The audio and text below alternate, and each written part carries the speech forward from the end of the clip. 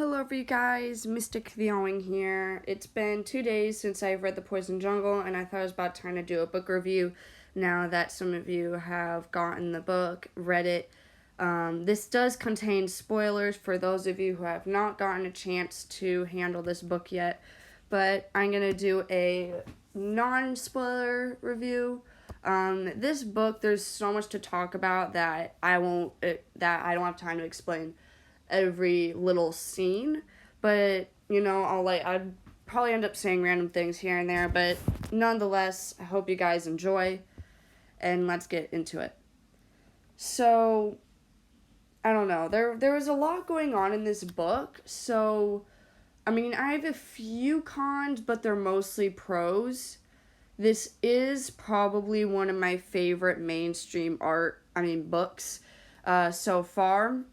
Sundu as a protagonist was great. I got to understand why she was always rude like this, but I feel like the moral of the story doesn't mean you have to get angry, because the character Willow, yes, Willow does appear in this book, is like, she's not always angry. Sometimes she wants to get angry, but Sundu immediately feels that way. She would have to get attached to these dragons or understand them a little bit in order for her to not trust them, but to care for them and actually care for them.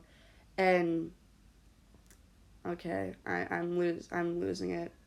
Where was I going with this? All right.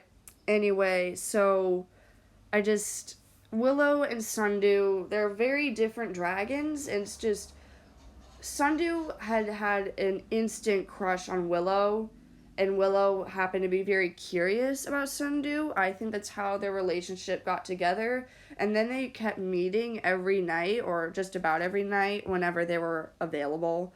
Because, there's Queen Sequoia, Belladonna. Yes, Queen Sequoia is alive.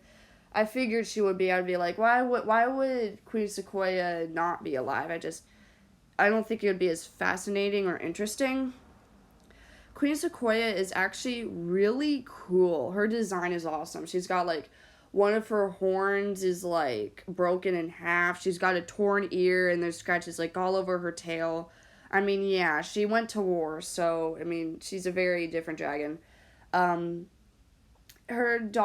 great granddaughter, Princess Hazel, is so cute. I love her. She's playful. She loves to read.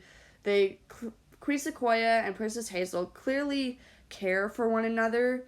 I can't believe it's great granddaughter. I'm wondering what happened to the generations in between. I'm assuming Sundu's offspring, direct offspring, somehow didn't make it, or during the war or something. I don't know. These populations in these tribes are very low. I would say there aren't any more than 200 leaf wings, and then usually one tribe population would be maybe a few thousand, I'm assuming, because these continents seem to be pretty small, especially Pantella to Pyria. Pantella seems very small compared to Pyria. Anyway, yeah, Swordtail, let's talk about Swordtail, Bloom Cricket. Cricket actually does have a large portion of this book with Sundu trying to find a plant or an antidote to cure the mind control sort of thing. Once Sundu enters the Sapwing village, there's Sapwings and Poison Wings. Sundu is a Poison Wing, and Willow is a Sapwing. The Sapwings vote for peace, while the Poison Wings demand war and revenge against the Hive Wings. But in the end, it looks like the Sapwings have taken control, because Queen Wasp is on her way with every Hive Wing, all the Hive Wings under her control. Bumblebee and Cricket are not part of her control, but there's something strange that happens in this book that just gets your mind ticking, and just poor Blue. He's a flame silk. He's get caught in the middle. Blue's my favorite character, and he doesn't appear much. Neither does Swordtail. And yeah, Io does come back. I'm like, yes, Io's here.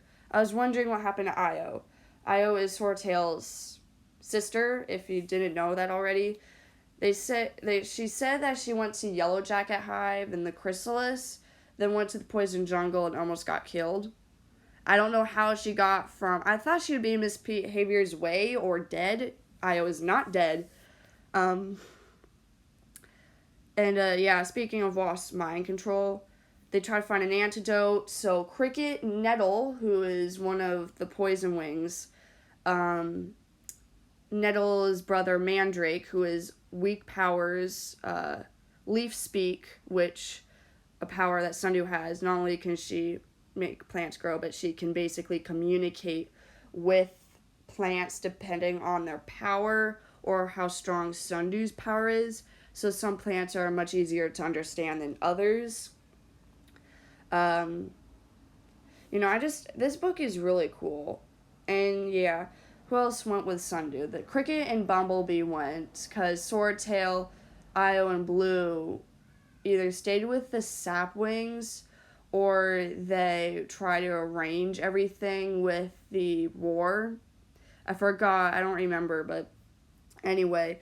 Let's talk about Tsunami and Turtle. Turtle didn't appear much in this book. At one point, he got sick.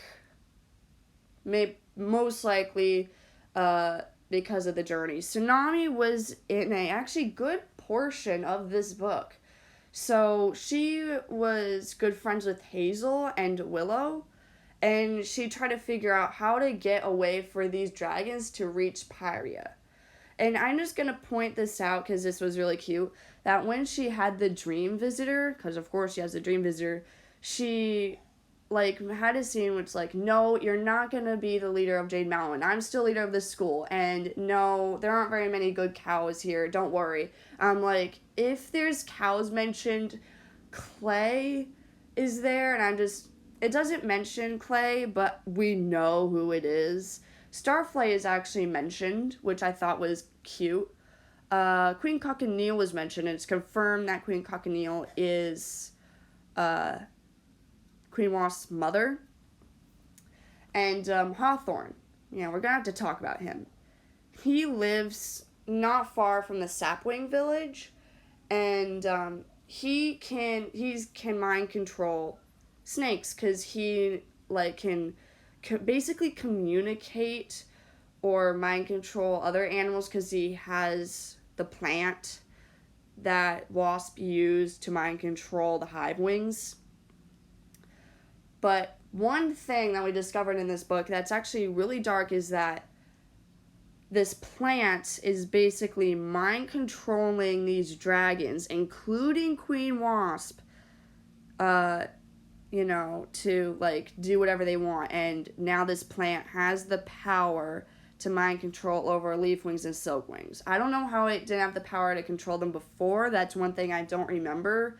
Or Cricket asked, but it was just a background question while we were inside Sundew's thoughts or something like that.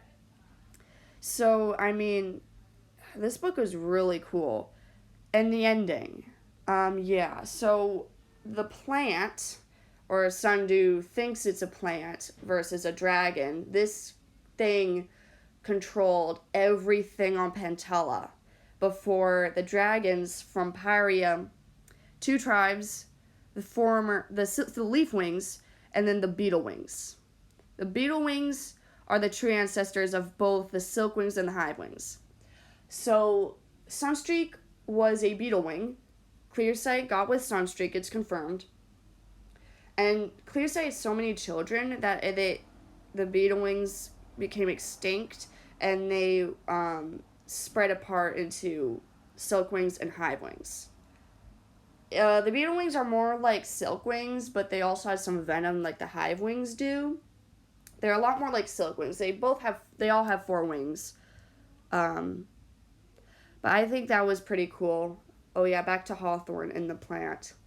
The plant had control of Hawthorne its whole life, but they can communicate because Hawthorne has the power of Leaf Speak, just as powerful as Sundew's. I think maybe even more powerful than Sundew's power of Leaf Speak. I don't know, leaf speak is interesting. I don't know, Nettle is also quite sharp. She isn't in very many scenes, but she's on the journey to see Hawthorne. Mandrake also has the leaf speak ability, but it isn't as strong. I don't know, there isn't much more to talk about, but the ending, oh my gosh, the ending. So Willow is quote unquote captured by Hawthorne, but on the plant's control. They think they have an antidote.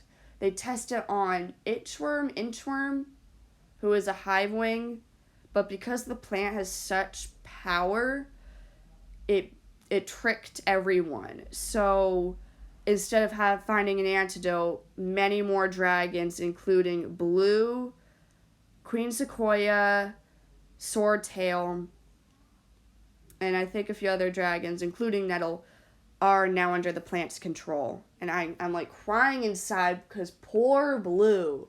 Like, he was going to burn the plant, which they thought was the antidote, which apparently wasn't.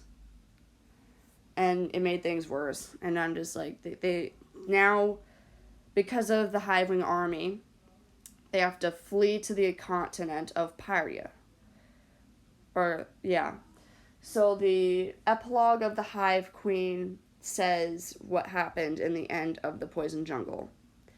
Hawthorne does die, killed by Willow because, well, he controlled the snakes, the vipers, and the plants. Like, Cricket almost got killed. Bumblebee was at one point with Tsunami. Poor Bumblebee. Didn't want to be away. So they left, and Sundew was just like, we'll go across the sea, then we'll deal with these plants later. But I'd say that's it, guys. Be sure to comment, like, and subscribe. I'll see you later.